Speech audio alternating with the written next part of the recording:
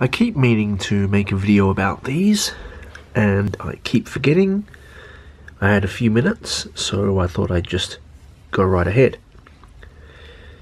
This is something which I won at auction about 3 months ago, or something like that. And I was the only person to bid on them, and quite frankly, I am amazed that I won these at all. Anyway, what we have here is a pair of vintage sterling silver chopsticks. I do not know how old they are. I don't believe they're particularly old. They are very cool. They are entirely sterling silver from one end to the other, including the chain at the end.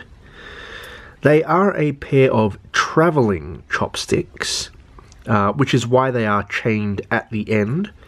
This is to prevent you from losing them. When I bought them, they were jet black and grey and brown and tarnished all over. It took me a lot of time to polish them and clean them to get them back to what you see here, which is nice and shiny and silver and reflecty. The chopsticks are decorated in the style of bamboo shoots. So what you see here are the stylized sections of bamboo, and if you look really closely, you will see the bamboo leaves. Now, I've always wanted a pair of luxury chopsticks. I just think they're cool things to have. And when I won these, like I said, they were jet black, and I went to pick them up after the closing bid, and when I did, I had at least 2 or 3 people come up to me and they said, "Why the hell did you buy those black, disgusting, ugly things?" And I said, "Because they're solid silver." And no one would believe me because they were so ugly you couldn't even see what they were made out of. They could probably be brass or something.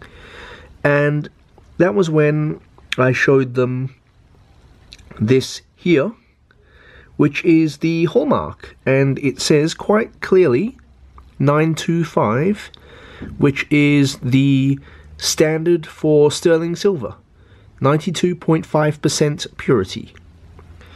Now, when I bought them, this is how they came, and when I got them home, I got a piece of scrap leather, and I made this for them.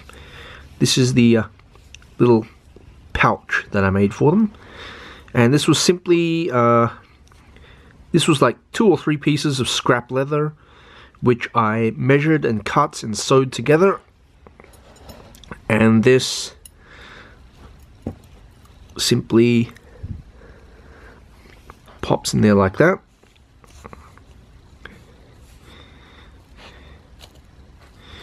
And this slips in like that, and it's all very neat and tidy.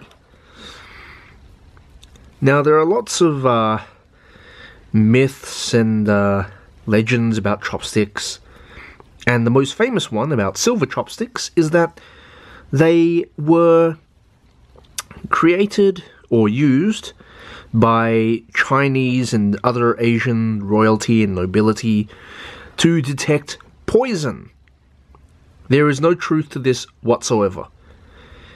Silver does not react to arsenic, it does not react to cyanide, which are the 2 most common poisons that most people think about. Basically, it was thought that if you were eating with silver chopsticks like these, and the food contained poison, then the chopsticks would turn black and tarnish. There is no truth to this whatsoever. Lots of foods will turn silver black. Anything with sulfur, so like meat, red meat, eggs, onions, garlic, certain vegetables will tarnish silver and turn it black. So if you watch those period drama series, Downton Abbey, Upstairs, Downstairs, Berkeley Square, all that kind of stuff, the servants are forever polishing silverware. And the reason they're forever polishing silverware is because when you use it to serve meat or eggs or, the master's kedgeree or whatever the hell they're eating, the food itself would turn the silver black. It would tarnish the silver to such an extent that it would have to be polished all the time, at least once a week. So there is no truth to the fact, or to the myth rather, that silver chopsticks were used to detect poison. They were simply a status symbol. And I think they are a very nice status symbol. They are one of my they are now one of my most prized possessions. Anyway, I hope you enjoyed watching this. I hope you enjoyed looking at the chopsticks. They are a lot of fun to use. They are a great conversation starter, great conversation piece. And if you want to know more about antique silver or about chopsticks, then you can have a look on my blog, where I've got a couple of articles about that.